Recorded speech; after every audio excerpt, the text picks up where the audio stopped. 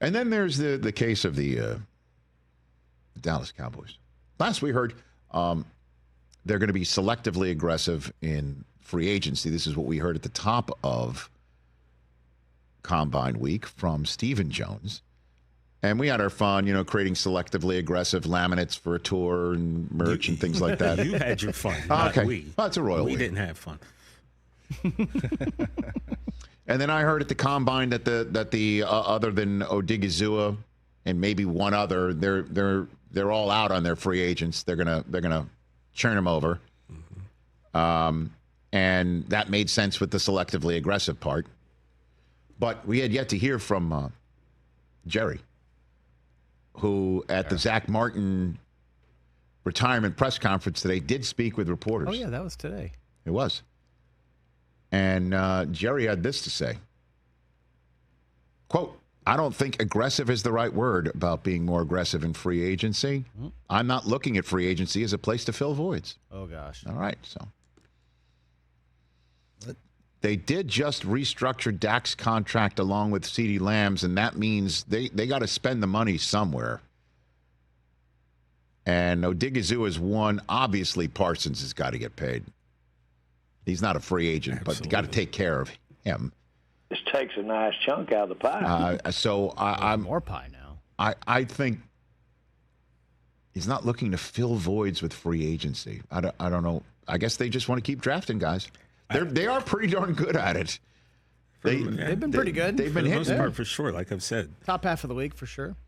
Just the issue is where's the weaponry for Dak? You're going to pay him this money. You're going to pay CD this money. Where's the weaponry? Where are we going to get, a running game where it's more than just half a season of top-notch Dowdle? Where are we getting that second receiver from? What are we doing? But so one Jones says we're selectively aggressive. I mean, it's good Jones, bad Jones. Is that what's happening right now in Dallas? It's a nightmare. What are we going to do if they're not selectively aggressive in free agency? What are we going to do with these laminates? You know what we do? We send them with all those Bills championship Bowl, gear from the 90s, right? Chiefs three-peat T-shirts. Yeah, wherever those exist. Yeah. Good one. We can give those people. Hey, you get a free selectively aggressive laminate. 19-0 Patriots shirts. Yeah, those 19-0 Patriots, wherever those are. Yeah. They're out I there guess. somewhere. Well, the thing is, those products don't technically actually exist for real. So why not trade for DK then? Trade him. Well, trade for him. Rich, can I ask you a question? Does that sound like that makes sense to you? I don't know. I mean, CeeDee Lamb is your guy. I mean, I don't. Well, I mean, just yes or no. Does it seem like it makes sense? Yes, it does make sense. Okay, then that's why we're not going to do it.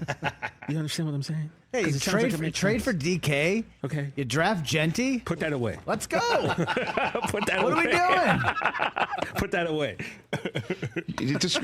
For those on the radio, you have to describe what you mean by it. Tell them, feller, since it was Okay, yours. it's the release of fandom certificate that Jay Felly created. Fandom. And the multi-hyphenate So good. audio executive of the Rich Eisen Show, also graduate of Mold School, is also a legally authorized Mold School. I'm going to burn that after Notary the show. Republic. He is a notary. Yeah. I got extra stickers right here. I've for you. always My wanted goodness. to be- I mean, what don't you do? I've always No wanted to wonder be a you drive the public car notary. you drive.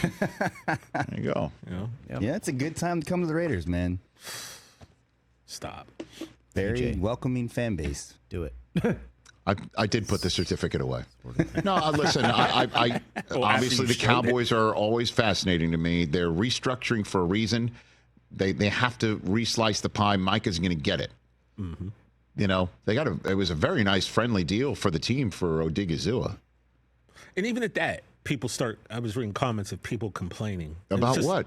About it was too much for him and blah, Not blah, too blah. much. But it's like, Are you look, kidding me? at least That we're guy doing could have hit the free agent market potentially and gotten 25, 30 million per, and he signed what, for 20 per? Exactly. On average? We're talking the He hellscape. gave a that nice is discount. X. Exactly. You know, that's what it looks like to me. as a fan, I saw at least you're trying, which I didn't get that at all last It's season, identifying the people that you need to keep and keeping them.